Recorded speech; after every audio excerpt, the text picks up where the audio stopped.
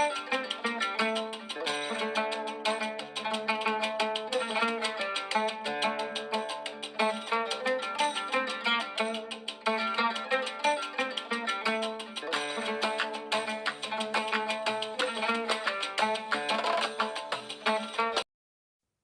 Everyone, আসসালামু আলাইকুম। Welcome back to my channel. কেমন আছেন সবাই? আশা করি সবাই অনেক ভালো আছেন। আলহামদুলিল্লাহ, আমরাও ভালো আছি।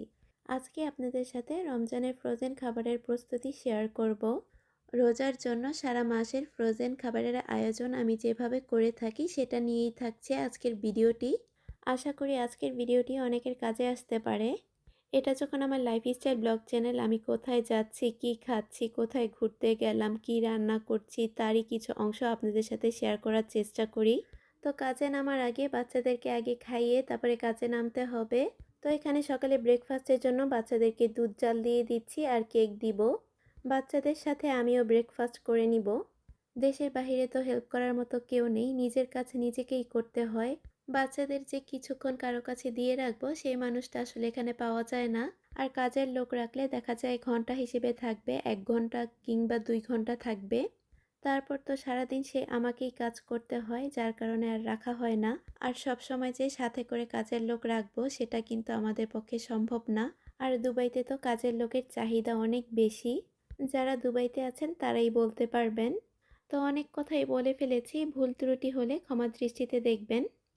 তো এবার হচ্ছে অনেক ব্যস্ততার মধ্যে আছি, কারণ বাচ্চাদের রমজানের মধ্যে ফাইনাল এক্সাম শুরু। বাচ্চাদেরকে যখন আমি পড়াই দেখা যায় কাজের ফাঁকেও আমাকে বাচ্চাদেরকে সময় দিতে হয়, বাচ্চাদেরকে পড়াতে হয়। গত বছর তো এই সময়ে আয়ান তখন স্কুলে ভর্তি হয়নি, তাই ওকে নিয়ে কোনো ঝামেলা ছিল না, শুধু তখন নাইমাই স্কুলে পড়তো। তো এবার হচ্ছে দুজনই স্কুলে পড়ে, তাই আমার উপরে অনেক বেশি প্রেশার পড়ে গিয়েছে। সবাই আমার বাচ্চাদের জন্য দোয়া করবেন যাতে ওদের ফাইনাল এক্সাম খুব সুন্দরভাবে হয়। তো কথা বলতে বলতে কিন্তু এখানে আমি অনেক কিছুই করে নিয়েছি। তো বাদাম রাখার জারটা খালি হয়ে গিয়েছিল, রিফিল করে নিলাম। আর এখানে হচ্ছে আদা রসুন পেস্ট করে নিয়েছি। গতকাল রাতে হচ্ছে আমি আদা রসুন ছিলে রেখেছিলাম আর এখন হচ্ছে পেস্ট করে নিয়েছি। আদা রসুনের ভিতরে কিছুটা লবণ আর অলিভ অয়েল দিয়ে আমি ভালো করে মিশিয়ে রেখে দিব। এভাবে রাখলে কিন্তু আদা রসুনটা অনেক দিন ভালো থাকে। আমি কিন্তু সবসময় এভাবে রাখি। প্রতিদিন রান্নাতে ইউজ করার জন্য কিন্তু আমি ফ্রিজে নরমালে রেখে দিই আদা রসুন। এভাবে করে যদি নরমালে রাখা যায় তাহলে কিন্তু নষ্ট হয় না। আর এখানে কিছু বাদাম গুঁড়ো করে রাখবো আর কিছু খেজুরও ব্লেন্ড করে রাখবো। রমজানে কোনো ডেজার্ট আইটেম তৈরি করলে আমি বাদামের গুঁড়ো আর খেজুরের পেস্টটা দিয়ে থাকি। এগুলো আমি কিভাবে ব্যবহার করি অবশ্যই আপনাদের সাথে রমজানে শেয়ার করব। এগুলো জারে ভরে ফ্রিজে রেখে দিয়েছি। তো এখন হচ্ছে টুনা মাছের কাবাব বানাবো। টুনা মাছের কাবাব বানানোর জন্য কিন্তু টুনা মাছটা আগে আমি লবণ আর হলুদ দিয়ে সিদ্ধ করে নিয়েছি। তো মাছের থেকে কিন্তু কাঁটাগুলো বেছে নিয়েছি, তারপর একদম হাত দিয়ে মাছগুলো ঝুরা ঝুরা করে নিয়েছি। তারপর সিদ্ধ করে রাখা আলু ম্যাশ করে দিয়েছি, তারপর এখানে কাঁচামরিচ, ধনিয়া পাতা, পুদিনা পাতা দিয়েছি। আর মশলার মধ্যে দিয়েছি হলুদ, মরিচ, ধনিয়া, জিরা আর গরম মশলার গুঁড়ো আর কাবাব মশলা। আর এখন হচ্ছে কর্নফ্লাওয়ার দিচ্ছি আর আদা রসুন বাটা দিয়েছি। তো আদা রসুন পেস্টের মধ্যে কিন্তু রসুনটা একটু বেশি পড়ে গিয়েছে, তাই হচ্ছে একটু সবুজ কালার হয়ে গিয়েছে। আর এখন হচ্ছে কিছু কাঁচা পেঁয়াজ দিয়েছি আর কিছু পেঁয়াজ বেরেস্তা দিয়েছি আর একটা ডিম দিয়েছি আর স্বাদ মতো লবণ দিয়েছি। এখন ভালো করে সব মশলাগুলোর সাথে মিশিয়ে নিব। ভালো করে মিশানো হয়ে গেলে এভাবে কাবাবে শেপ করে আমি সবগুলো বানিয়ে নিব। তো অফ ক্যামেরাতে আমি সবগুলো কাবাব বানিয়ে নিয়েছি। এখন 1 ঘন্টার জন্য বা আধা ঘন্টার জন্য আমি ডিপ ফ্রিজে এভাবে রেখে দিব। যখন একটু শক্ত হয়ে আসবে তারপরে আমি একটা জিগলক ব্যাগে এগুলো ভরে রেখে দিব। এই কাবাবটা কিন্তু ঈদের জন্য এভাবে বানিয়ে রাখতে পারেন বা কোনো মেহমান আসার আগেও এভাবে বানিয়ে রাখতে পারেন। আর এই টুনা মাছের কাবাবটা খেতে কিন্তু খুবই মজা হয়। যারা টুনা মাছের কাবাব খাননি একবার হলেও বানিয়ে খেতে পারেন। আর এখানে চিকেন ভেজিটেবল রোলের জন্য আমি শীটটা তৈরি করে নিচ্ছি। তো এখানে 1 কাপ ময়দা নিয়েছি, স্বাদ মতো লবণ দিয়েছি আর কিছুটা তেল দিয়েছিলাম, সেটা স্কিপ হয়ে গিয়েছে। এখন অল্প অল্প করে পানি দিয়ে মিশিয়ে নিব। একবারে কিন্তু পানি দেওয়া যাবে না, তাহলে কিন্তু পাতলা হয়ে যাবে। তো আমি ঘনত্বটা একটু দেখিয়ে দিচ্ছি কেমন হবে। তো একবারে পাতলাও হবে না, একবারে ঘনও হবে না। আর যখন চামিচের গায়ে এইভাবে লেগে থাকবে আর এক্সট্রা ব্যাটারটা নিচে পড়ে যাবে তখনই বুঝবেন যে ব্যাটারটা রেডি হয়ে গিয়েছে। আর আমরা যে গোলা রুটি বানাই এই ব্যাটারের চাইতে কিন্তু গোলা রুটির ব্যাটারটা আরও বেশি ঘন হয়। তো এখন এক এক করে সব শিটগুলো বানিয়ে নিব। আর রমজানের আগে যদি কিছু খাবার এভাবে ফ্রোজেন করে রাখা যায় তাহলে কিন্তু রমজানের মধ্যে অনেকটা ঝামেলা কম হয়।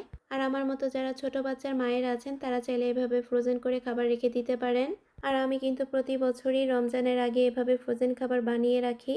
তো আমার বাসায় সবসময় রমজানে অনেক আত্মীয় স্বজনকে ইফতারের দাওয়াত দেওয়া হয়, তাই আগে ভাগেই আমি ইফতারের কিছু প্রিপারেশন এভাবে প্রতি বছরই নিয়ে থাকি। আর রমজানে অনেকটা কাজই এগিয়ে যায়। আর এদিকে এক এক করে শীটগুলো বানিয়ে নিয়েছি। একটা একটা করে বানিয়ে এভাবে উপর থেকে কিছুটা তেল ব্রাশ করে দিচ্ছিলাম যাতে একটার সাথে আরেকটা লেগে না যায়। আর এই শীটগুলো কিন্তু একদম আলতোভাবে ধরতে হবে, না হলে কিন্তু ছিঁড়ে যায়। আমার কিন্তু অনেকগুলো শীট ছিঁড়ে গিয়েছে। তো অফ ক্যামেরাতে কিন্তু আমি সবগুলো শীট বানিয়ে নিয়েছি। এখন হচ্ছে এটার ভিতরে পুরটা রেডি করব। রোলের পুরটা তৈরি করার জন্য এখানে আমি তেলের মধ্যে কিছুটা রসুন কুচি দিয়েছি। রসুনটা যখন একটু ভাজা হয়ে আসবে তারপর এর মধ্যে আমি পেঁয়াজ কুচি দিয়ে দিব। আর রসুনের সাথে কিছুক্ষণ পেঁয়াজগুলোও ভেজে নিব। আর সব সবজিগুলো কিন্তু একদম ছোট ছোট করে কেটে নিতে হবে, আবার বেশি বড় বড় হলে কিন্তু এটা বানাতে অসুবিধা হবে, আবার খেতেও ভালো লাগবে না। তো এখানে আমি সবজির মধ্যে নিয়েছি গাজর, বাঁধাকপি আর 3 ধরনের ক্যাপসিকাম। কেউ চাইলে এখানে বটবটিও দিতে পারেন, আমার কাছে ছিল না তাই হচ্ছে দিচ্ছি না। তো এখানে আমি প্রথমে গাজর আর বাঁধাকপি দিয়ে কিছুক্ষণ ভেজে নিব, তারপর এখানে ক্যাপসিকামগুলো দিয়ে দিব। তো ক্যাপসিকামগুলো যাতে একদম গলে না যায় তাই আমি একদম লাস্টে দিয়েছি। আর স্বাদ মতো লবণ, ব্ল্যাক পেপার আর গরম মশলার গুঁড়ো দিয়েছি। এখন চিকেন দিয়ে দিচ্ছি। চিকেনটা কিন্তু আমি আগে থেকে সিদ্ধ করে নিয়েছিলাম। যখন সিদ্ধ করেছি তখন এর মধ্যে দিয়েছি আদা রসুন বাটা, লবণ আর গরম মশলার গুঁড়ো। তারপর এভাবে ঝুরা করে নিয়েছি। এরপর এর মধ্যে কিছুটা সয়া সস দিয়েছি আর নামানোর আগে কিছু ধনিয়া পাতা আর কাঁচামরিচ দিয়ে নামিয়ে নিয়েছি।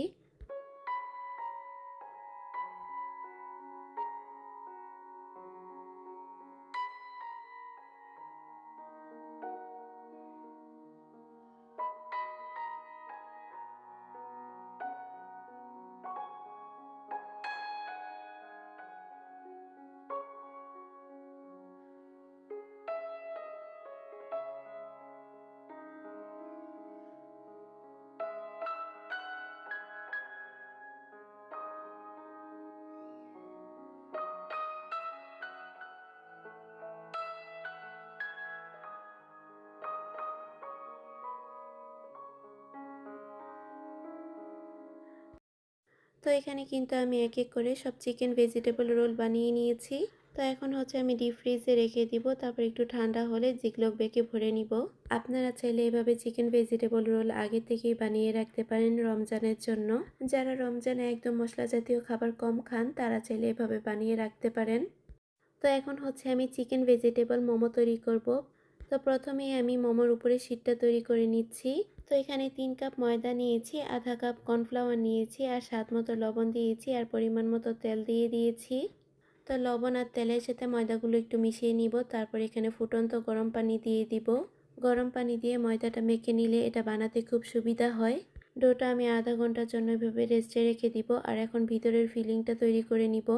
তো এখানে আমি হাড় ছাড়া চিকেন নিয়েছি, তারপর এর মধ্যে কিছুটা ধনিয়া পাতা আর কাঁচামরিচ দিয়েছি আর আদা রসুন বাটা দিয়ে ব্লেন্ড করে নিয়েছি। আর ভিতরের পুরটা তৈরি করার জন্য এখানে আমি অনেক ধরনের সবজি নিয়েছি। এখানে ব্রোকলি নিয়েছি, গাজর নিয়েছি, 3 ধরনের সবজি নিয়েছি আর পেঁয়াজ কুচি নিয়েছি, আদা রসুন কুচি নিয়েছি আর হচ্ছে সয়া সস দিয়েছি আর একটা লেবুর রস দিয়েছি, ব্ল্যাক পেপার, স্বাদ মতো লবণ আর গরম মশলার গুঁড়ো দিয়েছি। আর সবার লাস্টে দিয়েছি একদম গরম করে রাখা তেল। তো এখন হচ্ছে পুরো মিশ্রণটা ভালো করে মিশিয়ে নিব। তো আমি কিন্তু রমজানের জন্য যে ফ্রোজেন খাবারগুলো বানিয়েছি সেগুলোর রেসিপিগুলিও আপনাদের সাথে শেয়ার করে দিলাম। এখনও কিন্তু রমজানের আরও কয়েকটা দিন বাকি আছে। বাংলাদেশে 19 তারিখে হচ্ছে প্রথম রোজা আর দুবাইতে তো 18 তারিখে প্রথম রোজা। আর মাত্র কয়েকটা দিনই বাকি আছে। কেউ যদি চান আমার এই রেসিপি ফলো করে কিছু খাবার ফ্রোজেন করে রাখবেন তাহলে কিন্তু করতে পারেন।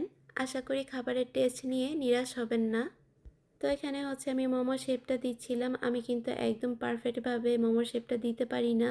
যেটা পারি আর যেভাবে বানিয়েছি সেটাই আপনাদের সাথে শেয়ার করলাম। তো এখানে হচ্ছে আমি 2 ধরনের ডিজাইন করেছি। তো এক এক করে সব মোমোগুলো বানিয়ে নিব।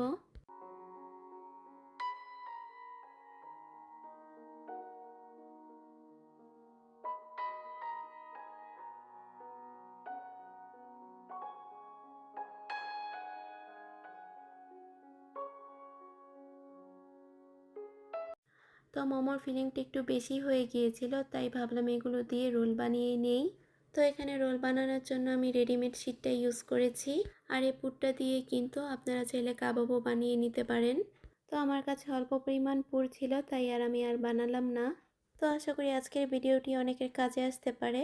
তো আমার ভিডিওটি যারা দেখছেন প্লিজ আমার ভিডিওতে একটি লাইক দিয়ে দিবেন। তো অনেকে ভিডিও দেখেন কিন্তু একটা লাইক দিতে চান না। তো আপনাদের একটা লাইক কিন্তু আমার এই ভিডিওটি আরও কিছু মানুষের কাছে পৌঁছে দিতে সাহায্য করবে। আর আমার ভিডিওর কোনো অংশ যদি আপনাদের কাছে ভালো লেগে থাকে চাইলে আমার চ্যানেলটি সাবস্ক্রাইব করে রাখতে পারেন। আর পাশে থাকা বেল বাটনটি অন করে দিবেন, যাতে করে আমি যখনই ভিডিও ছাড়ি না কেন সবার আগে আপনার কাছে নোটিফিকেশনটি পৌঁছে যায়। আর আপনাদের সময় সুযোগ বুঝে আমার এই ভিডিওটি দেখে নিতে পারেন। তো এক এক করে আমি সব ফ্রোজেন খাবারগুলো বানিয়ে নিয়েছি আর ডিপ ফ্রিজ থেকে বের করে আমি জিগলক ব্যাগে এভাবে ভরে রেখে দিয়েছি। রমজানের সারা মাস জুড়ে এভাবে ফ্রোজেন খাবার বানিয়ে ডিপ ফ্রিজে সংগ্রহ করে রেখে দিতে পারেন। তো আমি যতটুকু পরিমাণ ফ্রোজেন খাবার বানিয়েছি রমজানের পুরো মাসই আমার চলে যাবে। আর তো এর সাথে ভাজা পোড়া আছেই। তো ভিডিওর একদম লাস্ট পর্যায়ে চলে এসেছি। আজ এ পর্যন্তই। সবাই ভালো থাকবেন, সুস্থ থাকবেন। আল্লাহ হাফেজ। আসসালামু আলাইকুম।